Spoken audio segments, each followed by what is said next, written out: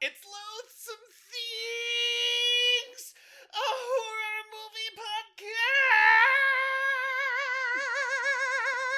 podcast! With me, Josh, and he, John. John, how are you on this very first autumn day? Oh, man, I am so equinoxical.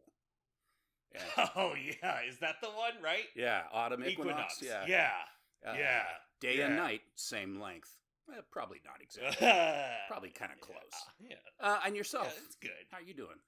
I'm doing well. I'm always excited for summer to be over, and the first day of autumn also means, the horror movies be coming around the mountain, and so it's always a good time. It's true. The horror movies do be coming around the mountain. Mm. Speaking of horror movies, that's what we're here to discuss. Horror movies. Well, a horror movie in this case. Yes, and no other horror movie shall ever be mentioned. That's it, just the one. John, what horror movie are we only going to discuss today and never again, and also nothing else next to it? Today we will be exclusively discussing a 2024 release by a chap by the name of Osgood Perkins. The movie is called Longlegs. Yes! A sublime achievement in viral marketing. Finely marketed, heavily hyped, praised widely, and my opinion, a fine film. It kicks so much ass. It's just so... This is everything for me that The Silence of the Lambs was not. Last episode. Well, okay, so at the conclusion of our previous episode, when I said that this is what we would be watching next, you were like, but isn't that not a horror movie? And then my geniusly insightful follow-up question to that was, well, John, do you consider Silence of the Lambs to be a horror movie? I was like, no. To which, that was a strong nah. So I want to ask you now, would you call Osgood Perkins' Longlegs a horror movie? Absolutely. I would say it's a horror movie first, with elements of police stuff, but it's only because the main character is the police or the FBI, and they're looking for a killer or killers. Yeah. And but it's not a procedural. I mean, it's paper thin. The portrayal of the work that the FBI does, it's not about that, really. I mean, it's about the fucked up shit we'll be discussing very soon. It's so good. Yeah. I'm glad it, because honestly, when you asked that question, or whenever you like mentioned that you thought it wasn't a horror movie, I was like, well, wait a minute, isn't it? Is it? Wait. It took me by surprise, and I had to really very quickly have a think about it. But yes, yeah. Well, it reminded me a lot of a film that it clearly borrowed a great deal from, Seven. And oh yeah, and is Seven a horror movie? Well, kind of, but it's more of a very, very dark thriller, I guess you would say, with horror elements. Whereas this movie is a horror film, with very, very dark thriller elements as well. I mean, this movie is even supernatural, whereas Seven is not. Seven is played almost as if supernatural, but which is part of the problem with Seven. If it has a problem, I love Seven, but one of the problems with Seven is that it's so completely extreme. It would, and that was one of my concerns about this movie, was that just from what I was seeing of Nicolas Cage, I'm like, who the fuck is this guy who's able to accomplish anything? He's a complete freak. Like, he can't even function in real society. And then, of course, you find out why. Yeah. Yeah. It's fucking splendid. Oh, it's so good. I'm like, this guy can't possibly kill anyone. And he doesn't. He doesn't. He kills no one. It's great. It's so good. All right, so let's go over the people involved in this movie. You got Osgood Perkins. He is the son of Anthony Perkins, aka Norman Bates. His first involvement in movies, this Osgood Perkins, was an acting gig in Psycho 2 where he played young Norman Bates. Awesome. He's gone on to act in other things such as Legally Blonde, Not Another Teen Movie, the 2009 lens flare version of Star Trek, and most recently in Jordan Peele's Nope. The lens flare, no kidding. Yeah. And then in 2015, he became a writer-director with The Black Coat's Daughter, and followed that up with I Am the Pretty Thing That Lives in the House, Gretel and Hansel, and now this one. I like all these movies. I wasn't particularly overwhelmed with Black Coat's Daughter. It's a movie that kind of needs to be seen a few times. It's very slow paced, so you have to kind of stick with it to get the whole feel for it. I Am the Pretty Thing That Lives in Your Pants. Lives in the House. Yeah, that's it. I enjoyed that. I mean, it's pretty subtle. It's not, it's not like hitting you over the head, but it's a cool movie. And I actually like Gretel and Hansel a lot. I really enjoyed it. That was the surprise for me. I was like, well, that is just you get those two as the title things for your movie, and it's like there's nothing good is gonna come of this, but then it is. That movie is rad. That whole showdown in the room that's too big for the room to be, and all the weird witchy business and stuff is fucking great. It's really well done. Never before have I seen a crone grease a pole with such chutzpah. Oh, she's such a great pole greaser. Let's see. This movie stars Micah Monroe as Lee Harker. She is perhaps most famous for her starring role in It Follows. Yeah, fine actress. She's done a handful of other projects, and she's always done a good job. She, even in projects maybe that have suffered a little bit, but not because of her. She definitely brings her A game to all her work, which is great. Yeah, and no different here. She nails it. We'll get into it, but she does a great job at the very specific things that she does real hard in this movie. She's hard to get a handle on for quite a while, but then as the movie plays out, everything makes sense. I mean, you understand why she is the way she is, and that's what's one of the things that's so cool about this movie is, even though Osgood Perkins is kind of, you can tell he can have a sense of humor and even kind of a lightness. I mean, there's a humorous quality to Cage, but at the same time, he covers all the bases really well. Like, he's thought of everything, and it really pays off. Yeah, this is a very thinky movie. Yeah, it's funny because the way it was marketed and everything, I thought, this is going to be one of those movies where the marketing is so much better than the movie. It's going to try too hard to be, like, 7-ish and all this shit. And, no, I mean, the movie fucking delivers. I mean, for realsies. It's firing on all cylinders. Speaking of firing on all cylinders, this movie also features the acting talent of none other than Blair Underwood. I love Blair Underwood. He's great. He's been in Gattaca, Deep Impact, Malibu's Most Wanted, and Bad Hair. Awesome. Well, first I saw him, I didn't realize it was him, because he had fucking mustache or whatever, and then it suddenly dawned on me who I was looking at. It was just like, oh, badass, that's Blair Underwood. And he is great in this movie. I love that he's such a weird version of a stereotype, and he just like hits every beat of it to perfection. I mean, this guy's been around for a long time, and it shows. I mean, his performance is, it's just so dead on, and he doesn't have a ton to do really or say. But he does it so well that it's perfect. Yeah. Every time that you see that he's going to be in the scene, you're like, oh, good. This is a major upgrade for the situation. It's great because he has all this character, but at the same time, he still delivers the weirdness. Like, the movie is weird and threatening and intense from start to finish. It really doesn't let up. It's, I was like, Jesus Christ, the beginning is terrifying, and it never stops. It's the whole thing keeps that level and ramps it up at times, and it's just incredible. Yeah.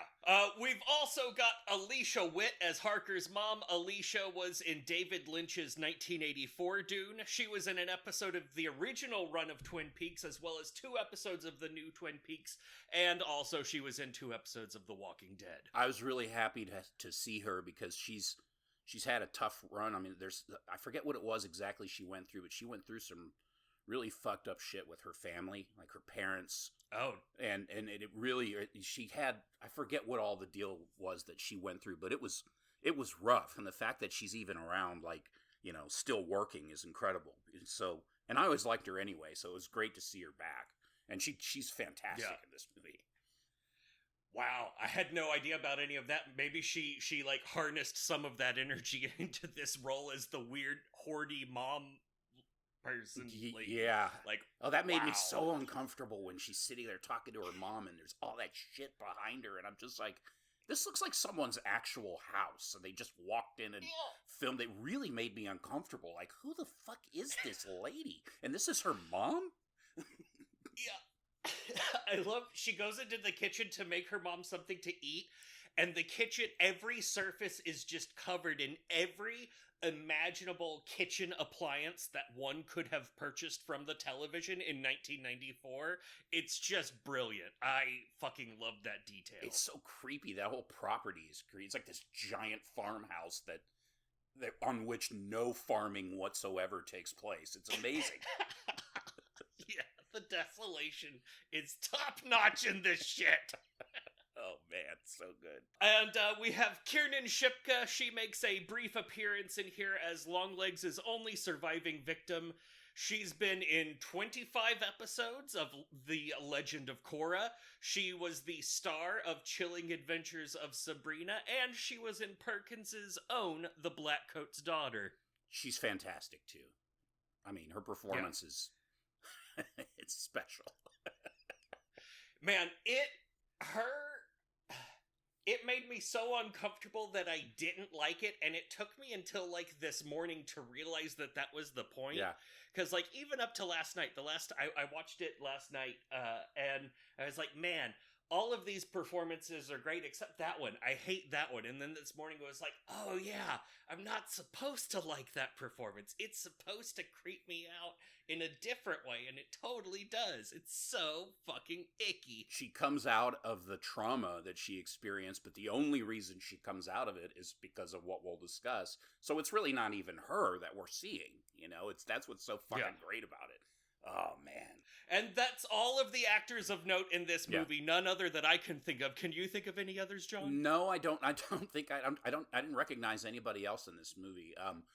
I know that, like, the female FBI agent that takes her to the house near the end of the movie, she's been in some stuff that we've seen, I guess, but I don't remember her. I mean, it was probably a lot of people like that. And then there's probably a lot of Canadians because it was shot around the Vancouver area, so, you know. Yeah, very Canadian. Yeah, Canadian. Yeah. Thus the desolation. Oh, yeah. Desolate Canada. Desolation Row. Wait. So, John, who should watch this movie, and what mood should they be in when they hit play? People who are willing to go along for the ride, particularly with, you know, some pretty intense subject matter, would love a film like this. I mean, it is a challenging film, but it's got enough scares in it that I think it warrants the popular attention that it's received. Critics, I think, like it more overall than audiences, but there's enough people out there that can appreciate a movie like this. You know, cinema fans in general, I think, would like this, partially because of Perkins' pedigree. You know, it's kind of fun to see how he grew up and has interpreted horror films, because, I mean, Psycho is still a disturbing film, and you know, it's really, that's quite a legacy to be able to pick up from that and turn in a movie like this. And the guy's, he's younger than I am. I mean, I'm not that young, but he's his 40s, I think, and he's super talented. But yeah, I mean, I can't think of like a particular niche that would appreciate this other than the usual suspects. Did you come up with anything? No, I mean it's really it's a good all audiences. I guess there's some like content warnings we should go over because it's really like you said it's upsetting. Like there's stuff in here that's intense. It involves a serial killer who kills via convincing families to do murder suicides on themselves, and there are some dolls, so if dolls creep you out, then this movie does it good. It does it real good. Yeah, no kidding. Yeah. If you're going into this movie thinking you're watching The Silence of the Lambs, basically, this movie is definitely taking that to a whole different level. It roots its way into you much more than The Silence of the Lambs, which is so like performative. It's like this. It's such a showcase for Anthony Hopkins, and then by extension, the Buffalo Bill guy. That Jodie Foster of all people is overshadowed in that film, and that's fine. I mean, but I find one of my problems with Silence of the Lambs is that I think Hopkins is cartoonish. Which is ridiculous to say because Buffalo Bill is such a caricature, but so is Longlegs. I mean, Yeah. So, I've seen that movie a million times, and it's not that I don't like it, but I don't like it. There's something about that movie that pisses me off every time I watch it. I just part of it is Anthony Hopkins for sure, because Brian Cox, who I've kind of learned is a complete dickhead, the guy from Succession. Who plays? Nice. He plays Hannibal Lecter in Michael Manhunter. Michael Mann. Yes. Michael Mann. Yeah, Michael Manhunter. Yeah, Michael Manhunter. I love that movie. It's hyper stylized. It's Michael Mann. It was made before he did Miami Vice, so you can imagine there's a lot of neon colors and stuff, but that Hannibal, like Brian Cox's version of Hannibal Lecter it's fucking great because he plays him like a real person. Nice. And then the guy that plays the monster in that movie is just fucking incredible. The Tooth Fairy. Oh my God. So good. That movie's great. That's a really good, I may have to pick that one for coming up sometime. Nice. So yeah. So like for me, this Longlegs character, I mean, there's elements, and it's obvious that Perkins intentionally borrowed elements, but there's nobody like this on screen. I mean, there's, only Nicolas Cage would be able to nail a character like this. So, I mean, he embodies the character. It's hilarious. It's wild. And he's already come out and said, I would like to not do this anymore, please, because it is not my mood. It's dark, and that he is impenetrable, and a lot is explained, so, and it's like a lot of why he is the way he is kind of explained or inferred in the story, but there's still so much. I mean, why is he obsessed with T-Rex? Why did he have so many backroom surgeries? I mean, the whole thing is just, why does he powder his fucking face? It's amazing. It's just amazing. It's awesome. Yeah. Everything is explained except who the fuck is this guy? They don't even tell you why he's called Longlegs. No, it's amazing. All right, so I'm gonna go through the quick story beats of it, and then we're just gonna dive into like the little parts that we liked the most. Yeah. Anything you want to say before I dive into it, John? No, sir. All right, so a semi-psychic, autistic-coded FBI agent, Lee Harker, joins Agent Carter's Longlegs investigation into an impossible serial killer who murders entire families by somehow convincing them to murder-suicide themselves. The killer leaves coded letters behind, and each family's daughter was born on the 14th. Harker receives a 9th birthday card, which includes a cipher for the Longlegs code. A string of clues follow. An exquisitely crafted doll with a hollow metal ball for a brain, which has strange properties. References to, quote, the man down the stairs. The fact that Harker was also born on the 14th, and her mother reported a trespasser just before her 9th birthday, but Harker doesn't remember it, and neither does her mom. A Polaroid that Harker took of Longlegs from said 9th birthday flashback scene. The feds end up using all of this to arrest Longlegs, but Harker is convinced that he has an accomplice who will kill again.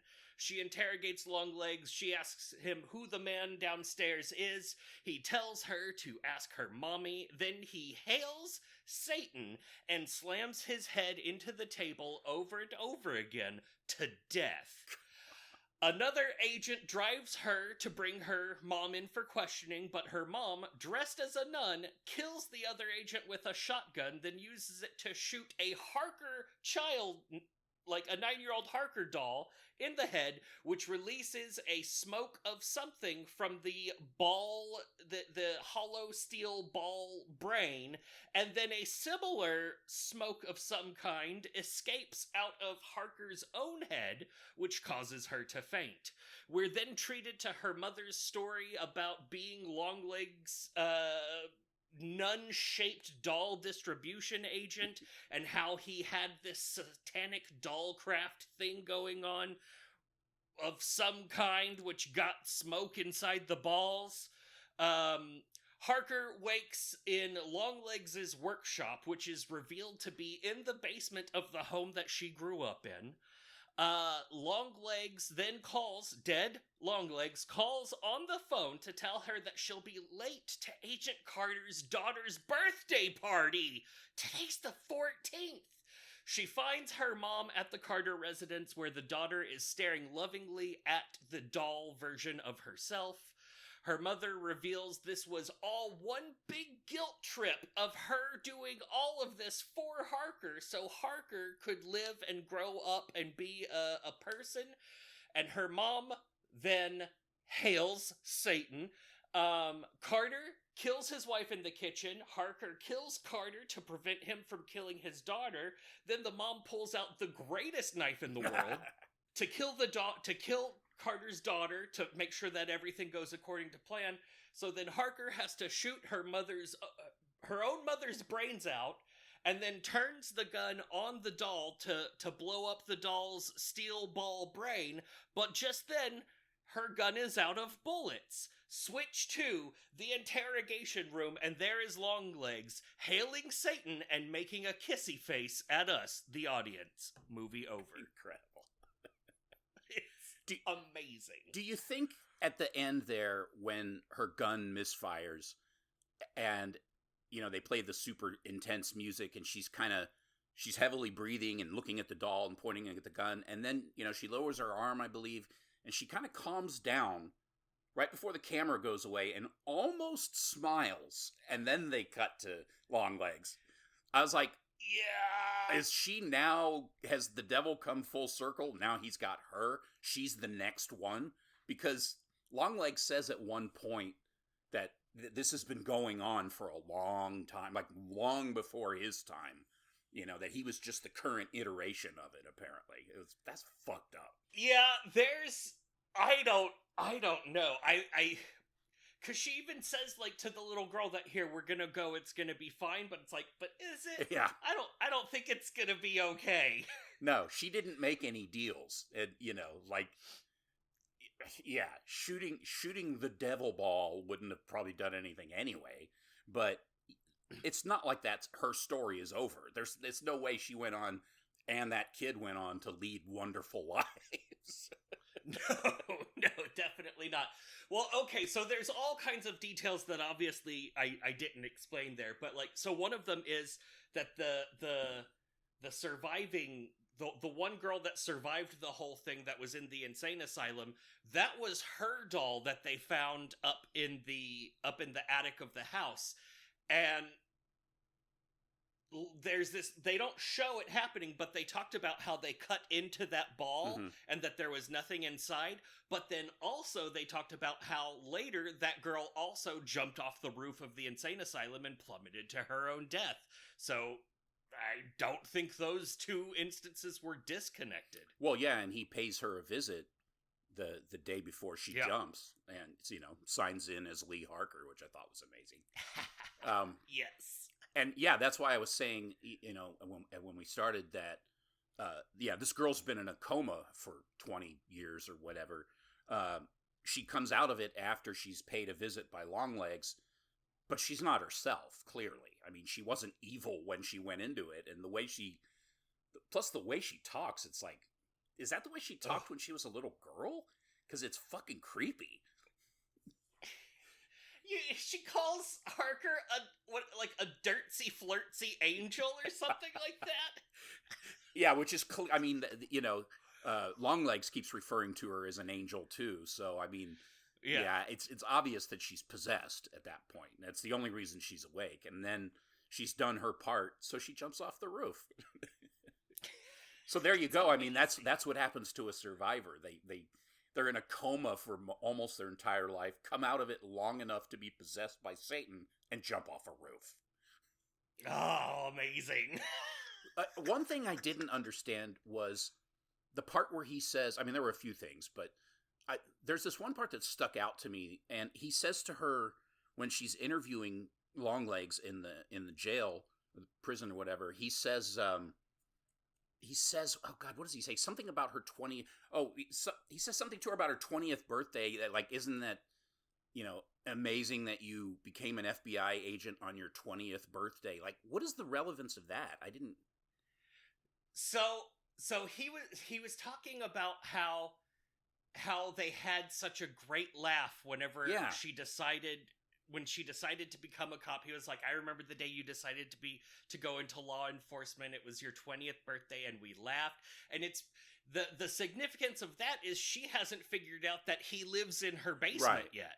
And so he was like, that was obvious that, like, she was at home with her mom, and he was just, like, on the other side of the door listening and giggling. I think that's the full extent of it, but I don't know.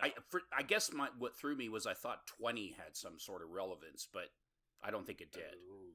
Because if anything, the number 14 had, and then, of course, why? Why is the 14th important? They never even explain it. Yeah, but so I think there's a lot you can dig into in this movie, and I'm sure people are going to spend the next few decades doing just that, because there's literally a vagina-shaped algorithm that he uses, and I'm sure people are gonna, like, do still frames and zoom ins and figure out also there's code. So he's like the Zodiac killer in a lot of ways. There a lot of different serial killers are borrowed in here. Even the way that he has, like, deformities, like it connects to a lot of different things. I think there's, like, a weird internal mathematics to everything, and I'm sure someone someday will figure out why her 20th birthday is important, but I'm not the person to put in that kind of effort. The other thing is all the murders happen within 6 days of the birthday. Some before, some after. But it's always within 6 days. Well, I guess I think we know the relevance of 6. They keep talking about Revelation. So maybe 14 is a biblical reference. It may well be. We'll have to look and see what the 14th, what 14's significance is in the Bible. We'll have to check that out later. But I mean, there's a lot of stuff like that. But it's cool because it's not like super pretentious and they hit you over the head. I mean, like, the dolls always have these black veils on them before they are unfurled at their destination. And the doll's eyes just slightly glow red. And it's just to let you know that the devil's in there. It's amazing. It's so good. It's so obvious and simple, and it works perfectly. Yeah. And like, this movie sounds like it's just all dark and all, like, brooding horribleness, But there's also so much silly humor in it. At the beginning, during the flashback scene, there's this scene with her like looking around her yard, and the soundtrack just will randomly go bling, boom, and it's just like, what are we doing? It's so good. There's so much. Yeah, there's so much. It's amazing. I mean, yeah, like I didn't understand. I mean, if you really start to dig into it at like the granular level, there's a lot of stuff that makes no sense, unfortunately.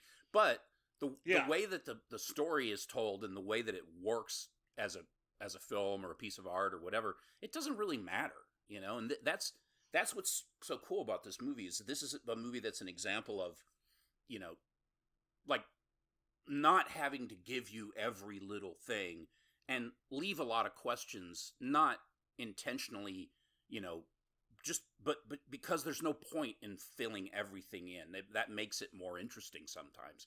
And, you know, that's a fine line. A lot of people try that and it's like, well, yeah, your movie makes no fucking sense. That's the problem now. You didn't give enough, you know. But this guy knows, you know, he does a good enough job. And I've read some reviews where some of the critics felt that it's kind of convoluted.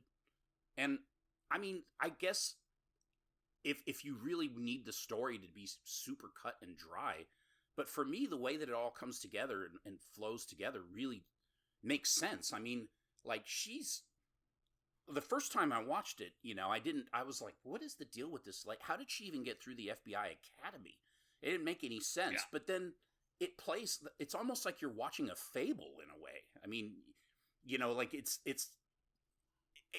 like you're watching someone's version of this crazy story. You know, that this crazy story is real, but this is just a portrayal of it. It's fucking weird. Yeah. And it's so the part of it that I really like, so it has a lot of folk horror elements to it. And part of that is just because like Osgood Perkins loves folk horror you can see from the other work that he's done. But also he's got this is set in the tail end of the Reaganish Satanic Panic, you know, like all of the fright around rock having satanic messaging of Dungeons and Dragons and Harry Potter all being things that the devil is bringing into the world, like all of that crazy stuff from the 80s and then trailing off into the 90s. This is using that as the backdrop of a like more modern folk horror situation. Yeah. And so that's why this character is a like washed up glam rock guy who worships Satan and uses satanic magic to do home invasions and murder whole families that would otherwise be good. And like, so he is like the perfect single embodiment of the Christian idea of the satanic ill of society. It's spectacular. And he's got facial deformities to help like represent that, and it's just all around amazing. I dig it so hard. He's a character that his role, I mean, he has to be there for the story to work, you know, but at the same time it could have been any other doofus that got possessed and, you know, got roped into like, we don't know how much of who he is him and how much of who he is being possessed, because clearly in this movie possession makes you fucking crazy. I mean, it doesn't make you like, that's the thing about so many movies, like you're either completely animalistic when you get possessed and, you know, subhuman, like you're just some sort of monster, or, you know, you're super knowledgeable and like really whip smart and a total smart ass and all this stuff, you know, or some sort of mix. But it's never like this, where when you get possessed, you become a complete fucking loon. Like, you don't, you like play with words and, you know, like violence is a game, and, you know, like puns are fucking hilarious to you because you have almost like a child's mind. It's fucking demented. It works so well. It really does. And there's so much of that's like his character is also coloring her perception of the world around her. Like as you rewatch this movie, you start to notice the little things like that. So there's this dude who works for the FBI, and I guess his job is he does autopsies on dolls. And he like he's just in one scene where he's like examined the doll and is giving them the evidence of the doll that they found, and he is blown away. He is just pure enamor with this doll. He's like, oh my god, this doll is amazing, you guys. So beautifully made. Over the moon with the level of craftsmanship and detail and love that went into making this doll. And he also really likes the brain. He's the guy that calls it the brain. And he's like, and listen to this. And he puts up some doodad up to it, and they can hear that it's like ringing, it's vibrating at like a musical note. And he's like, sometimes it sounds like it's saying my ex-wife's name, but I've been working late nights. It's so good. Because he kind of has that moment where he kind of checks himself a little bit, but not enough to really fully even get how much he's being manipulated himself. It's amazing. It's amazing. And so there's that guy. There's also the guy who like runs the insane asylum is a complete character. Oh, that guy's amazing. Do you have security check IDs when people sign in? You know, that sounds like a really good idea. But no, we don't do that here. It's just like, what the fuck? And so there's all of these clues about the man down the stairs, and then at one point, like, she makes it to the FBI building, and they're like, oh yeah, we've got him in custody downstairs. He's actually right below your feet right now. And it's like, that's not how anyone talks normal, and it's because there's this thing, so it's obvious that, like, his influence isn't just on the people that he's killing. Like, everyone is in his spell right now, and it's just amazing to watch it happen. Definitely watch this movie multiple times if you've only watched it once, because there's so much goodness hiding in it. This world is amazing because you don't know, you know, the scope of what the Lucifer in this film is capable of, or Satan or whatever. It's vast, and like there doesn't appear to be any rules. Like, it's not like he has to have this agent do it for him, because if he doesn't, it can't get it done or whatever. There's no, I mean, maybe that's the case, but they don't tell you that. It fully seems like everything that the devil does in this movie, he's just doing it for his own amusement. Like, he just loves fucking with people. He loves watching people kill each other, particularly familial murders. You know, he loves to fuck children up. I mean, he likes to get in people's head and ruin their entire life in like some sort of poetic way, like an art project or something. It's amazing. Yeah. It's, oh man, and there are a lot of details that just go nowhere. They're just stylistic things that are so fucking kick-ass. There's when we get the flashback to the family that the one girl survived the thing of, there's like, it's showing the mom in like taking a knife and rubbing the knife up and down her torso sexually. Yes. And part of that was because the mom was mad at the daughter for requiring a C-section to be born. And then there's also this horrible scene where the dad, and it's just real quick, but the dad has like set the doll on his lap, and you just see, just for a second, he's like sticking his finger, trying to stick it in the doll's mouth, and it's just so creepy and so fucking uncomfortable. Like, oh my god, he's not doing what I think he's doing, and it cuts away. It's so fucking good. It's amazing. It is amazing. That's the thing, is like a lot of the unanswered questions just make it more fun, because they don't make any, like, they're so open to interpretation, but they just work. I don't know. This movie's badass. Yeah. And I think it's funny that we had a pre-watch it relationship with this movie of expecting it to suck. They're like, there's no way that people talking about this movie this much and it's not going to like totally blow chunks. It's just so rare when it all comes together like that. Like crowds like it. It's a financial. It's the indie hit of the summer. It's the highest grossing indie film of the summer, highest grossing horror film of the summer, or whatever.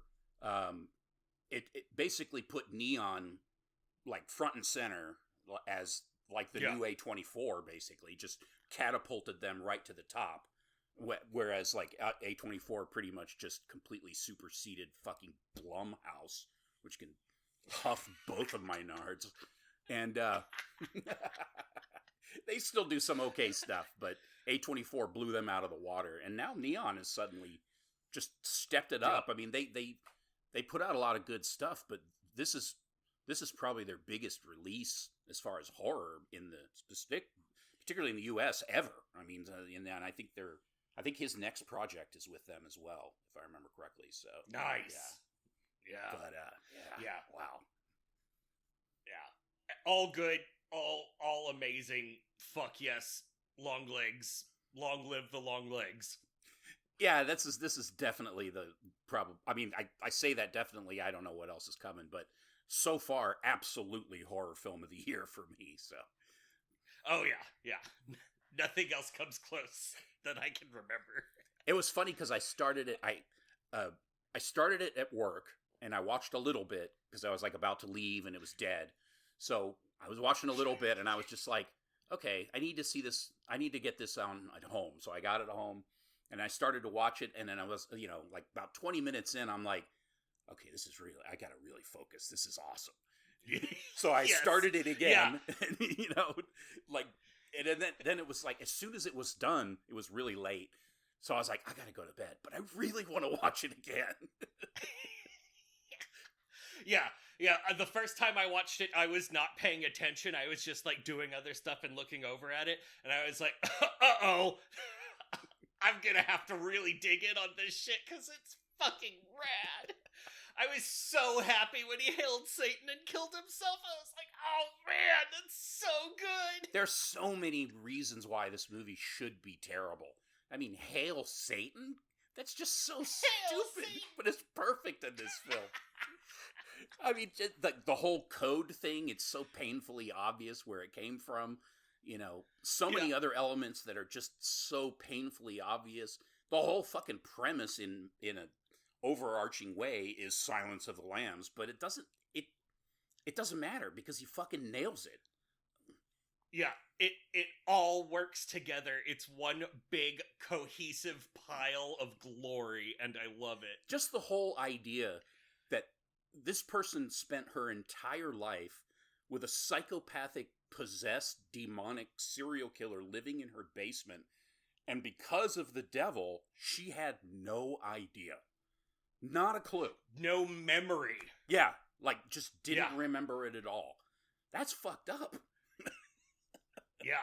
And part of it is, like, if you look down there, like, his little workshop where he lives also has, like, rock posters on the wall, and he has a guitar and an amp down there. So that dude is just rocking out sometimes, and that was something that, like, the witchcraft blocked out of her brain. It's so tight. It's so messed up, and then you really have to feel for the mom because of the sacrifice that she made for her daughter. I mean, an impossible deal, and she in no way won that deal. I mean, no. She would have been better off having him kill her daughter, too. I mean, and her, and just be done with it. I mean, what kind of a life is that? But she couldn't do it. It was her daughter. She was willing to do anything to protect her daughter, which is fucked up. And then what happens? Her daughter murders her. Splatters her brains all over the glass. Just right between the eyes.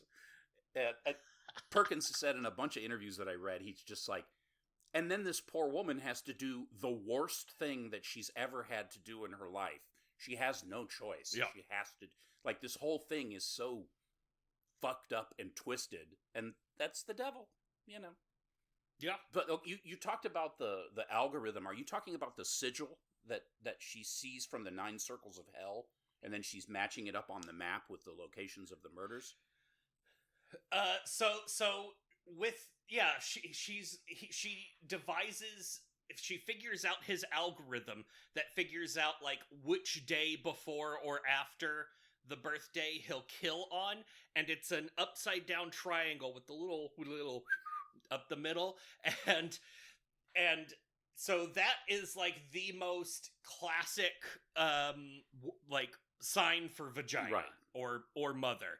And so it shows up there, and it's a vagina, and it also showed up whenever she was taking the FBI's psychic power test, where they were like, say the first thing that comes to mind, and there's that upside down vagina, and she says father. It was like, whoa, we've got some things going on here. Yeah, that was pretty amazing. Yeah, because I mean that's. Yeah, I was like, wow, we're really going to use the Lucifer's sigil, aren't we? Like when she had it in the book. Yes. But yeah, I mean, and then there's just the obvious little touches. Like he keeps saying the man downstairs, and obviously he's referring to the devil, but he is also the man downstairs, which is, and it isn't that hard to figure out. A certain distance into the movie, you realize this motherfucker lives in this house. But I don't know why. Like, how does no one know? It's such a gutsy maneuver. And when she sees the roach crawl out from under the door, because now she's being allowed to see just enough to be set up to go to this fucking nightmare at her boss's house, and she sees that roach, and she's just like, something bad is going on behind that door. It's so good. I'm so glad you watched it and picked it. I mean, we would have probably picked it whenever we watched it anyway, because it's so fucking ridiculous. It's just such a winner. I watched this like around the same time that I watched the fucking Starve Acre. Oh yeah. And I was expecting to like Starve Acre a lot more than I liked this, and I do like Starve Acre, but I was like, I think I have to pick this one. That's awesome. I haven't seen Starve Acre yet. I need to watch that one. It is also folk horror, but of a very different variety. It's a lot more like The Vavitch. And it has a lot. It's if I remember, it's a period piece, and it's like kind of revels in that kind of 70s folk horror feel, you know, like not really, but it's not it doesn't take place in current times, does it? I don't remember. It plays with period. I believe it's the 70s, but it's also like they're going back to live in his like ancestral home. Oh, okay. And so like where they lived before was the 1970s, but where they're going to live is like the 1850s. Okay. Or, you know, something a little bit more like that. Like, okay. Like they have to leave the house to go find a telephone. Okay. I'll probably watch that one today if I get time. Yeah, it's good. But speaking of watching movies that aren't Longlegs, we tricked you. John, what other media have you been consuming over the past fortnight? I got caught up on the series From, and today is the release of season 3. So, oh, nice. Yeah, so that I'll definitely be watching. I watched that. I watched this movie that I had sent you a trailer for, All You Need Is Death, this Irish folk horror movie. That movie was fucking horrible. It was so bad. There was things I kind of liked about it, like did you watch it? You must have watched it.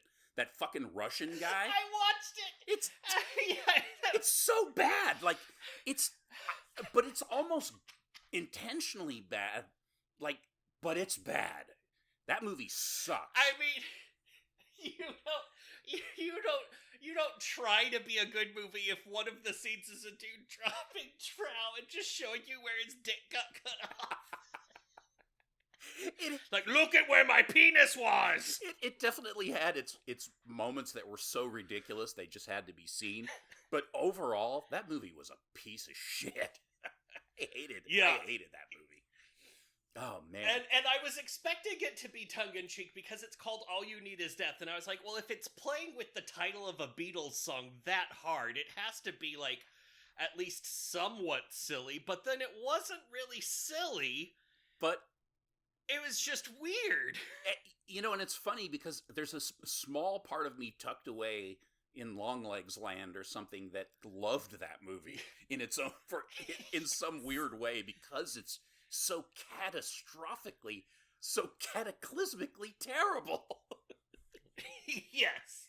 Yeah, and they even talked about how the song was so old that it wasn't even in Irish, like it wasn't Irish or Gaelic. But then they find a book and they're like, "Oh, we'll just use this book to translate it." But no, it's you don't have one of those. That old lady was the worst singer ever. Like, what? Oh my god! And then the girl, she's like, I have a way with song. She memorized the entire fucking song in a language she's never heard. That was so stupid. And then when they cut away to the, like, pagan ceremonies and everybody has, like, Walmart makeup on and the guy's doing the fucking Pan's Labyrinth bullshit. Oh my god. But then the whole, like, he's in the bed rotting away and he's just like, you must come to me. That stuff was great. It was so stupid, but weird. I don't know. Yeah, that movie. Yeah, wow. He's just turning into wet string, and he's like, "Here, let me caress your pussy." So gross. Yeah, like the way he comes on to that lady is so disgusting. Where he's just like he just like reaches up into her crotch and just starts. Doodling her. It's very uncomfortable. Yeah. My favorite thing in that movie is there's one point where she's like really pregnant just before the end, and she's laying down, and instead of having like normal pregnant belly, it's just a whole bunch of horrible lumps of like just it's not good. It's so bad. But then it turns into the worst possible angel from La Femme Absolue du Monde. Yes, I know. That movie is something else. I guess it is kind of something you have to just see to understand. It's bizarre. Yeah. No, but I mean, we just spoiled it completely, so you're fine. You don't have to watch it. You don't need to watch it now. The other thing I watched is Mayhem. Have you ever seen Mayhem with Stephen Yeun? No. I don't know if I'd really call it a horror movie, but it's worth mentioning. Wait, is that the Office? Is that the one? Yes, I have seen that. That one's fun. It's fun with the viral outbreak that makes you lose all inhibitions, and then they go on the raid-style murder campaign to get up to the boardroom and kill the CEO. That's right. It's so campy, but it's played like it is. It's it's one of those movies where, like, if you move fast, you hear like it's meant to be cartoonish. It's fucking awesome. That movie was fun, man. I don't know. What'd you watch? Nice. Anything better than what I watched? Well, so for the first time ever, I watched, because, I from watching this movie, I was like, hey, what's Osgood Perkins all about? So I went back and I watched The Black Coat's Daughter for the first time, and I watched, I Am the Pretty Thing That Lives in the House for the second time. I hadn't realized that was him. Yeah, and then I watched Gretel and Hansel for the first time, and I enjoyed all three. I really recommend, like, if you like Longlegs, go back and rewatch all three, because there's a lot of little shit tying, like, little run-throughs in his stuff. For example, in The Black Coat's Daughter, it's very much like this movie. There is even a Hail Satan in that movie. It's pretty good. I like it. But all three have something special. But yes, I'm the Pretty Thing That Lives in the House is definitely the slowest and most classy, I guess, of the movies. Yeah, it's a little. I mean, I guess if I had to, I liked it. So I don't think any of them are bad. But I would say that was his worst movie so far, whatever that means. It's just my least favorite of the four. But I liked them all. Yeah. It's the one that's hardest to pay attention to while you're on your phone. Yeah. Yeah, it provides the least. You have to meet that one more than halfway, I think you can say. Yeah. And also on your recommendation, I started From with Melanie. We started the first episode and then about 20 minutes in stopped because the acting and the dialogue were so bad. Like, wow, this is real crappy. But then we picked it back up again and we got hooked on season 1. We finished season 1 and now we're struggling with season 2 because Melanie's still into it. But season 2 dials things up several notches because I think they got an actual budget. Yeah. And so now there's way more gore, there's way more like creepy stuff being shown on the screen, and it's way less just like people reacting to things. So we're going at this one at a little bit of a slower pace than we went. Like we blew through season 1 basically on a Saturday. Yeah, season 1 is like supernatural Lost or something. It's very character-y. And season 2 has some of that, but yeah, it definitely ramps up the genre elements. And apparently season 3 is like the most intense, and according to some of the reviews I read, that it makes it feel more cohesive, even though apparently it has a lot of disparate elements. Because there's so many weird tangents in this series that go nowhere. And you're like, why did that happen? And they never bring it up again, so you're like, oh, I guess it doesn't matter. I don't know. Damn. Yeah.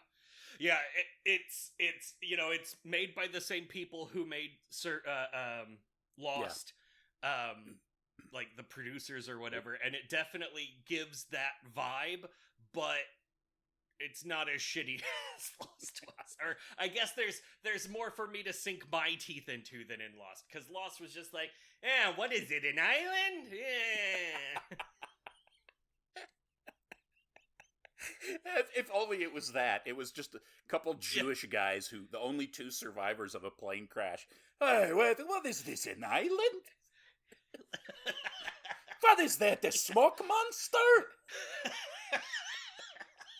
I'm not going down that hatch. You go down the hatch. Yeah, that would have been better. What Lost? What does it all mean? Is it all part of some sort of thing we're supposed to get at the end? I shave off my little curly things and wake up in the morning and they're back. Whoa. Because it's also the Santa Claus a little. Little curly things. So respectful. Oh my God. Oh, yeah. Oh, fantastic. Okay. So yeah, that's what I've been up to, good. John. Nice. So 2 weeks from hence, we're going to watch another movie, and that is a movie of which I don't know the name of, but you do, for you are picking it. What are we going to watch then? Well, we just got done with something pretty heavy, and so that played into my decision. I gave it some thought, tossed a couple things around, and decided to go, something. It's appropriate for the holiday coming up. But anyways, it's a little film from 2008, a French film by the name of Martyrs. Yes. We're gonna watch the American remake? Oh God, no, we're doing the original. Nice. Oh man, all right, who's the director on this? Pascal Laugier, or something like that. Oh, I'll leave the pronunciations to you. Pasquale Loogie? Pascalugi. Is that Pascalugi? Pascalugi. It's the one and done director, Pascal Laugier. Oh, really? He only did the one movie? Oh, I wish he had, but no, he made a couple others, and they suck. Oh, no. Okay, I see what... Oh, no! He's the guy that did Incident in a Ghostland? Yeah. No, what a piece of shit. It's that movie is so bad, I went back and watched Martyrs, because I was like, did I get Martyrs wrong? Does Martyrs suck ass? And no, it's fucking amazing. I love that movie. And Incident in a Ghostland is terrible. just terrible. It's terrible. And then he made what did he make? The Tall Man or something like that? The Tall That Man movie is with horrible. Jessica Biel. It's horrible. That movie sucks. It's so bad, and I like Jessica Biel, but that movie sucks. Yeah, that movie's real bad. And Incident in a Ghostland is famously bad because of bad movie practices. That's the one where the actress's face was, like, mangled. Oh, my God. Maybe that's why he doesn't do anything anymore. Maybe that's why you can't get work anymore. Jesus Christ. I mean, that guy, talk about one and done. I mean, he put a lot into Martyrs. There's a lot to chew on, and we'll be chewing on it in a fortnight. But gonna be chewing the minimal body fat.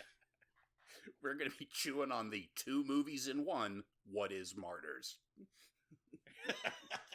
Kind of like Barbarian. Nice. 2 movies in one. Yes. Well, be careful, dear listener, if you're gonna go watch that movie. It's pretty graphic, so maybe read just a smidge. Don't go full spoilery, but, like, maybe read the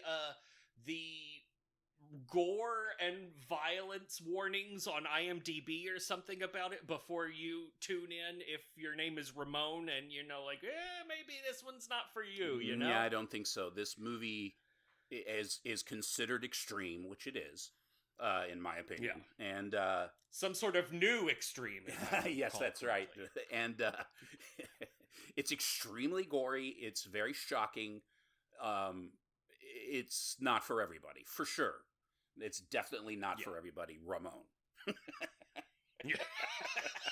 Good. Ramon, please be careful. Be safe out there. Tread lightly. Go ahead and watch the American remake instead. Yeah. Tell us what you thought of that one. And pretend like we all saw that it was the same movie. Oh, man, that would be fun. You know that part? No? No, I don't recall that. It was a little... I remember it differently. All right, so join us in 2 weeks when we review Martyrs, quite a spectacle. And go out there, be good, avoid dolls of all variety and sorts, and don't forget to hail Satan. Don't forget, that's important. And I'm sorry you all have to die, my angels.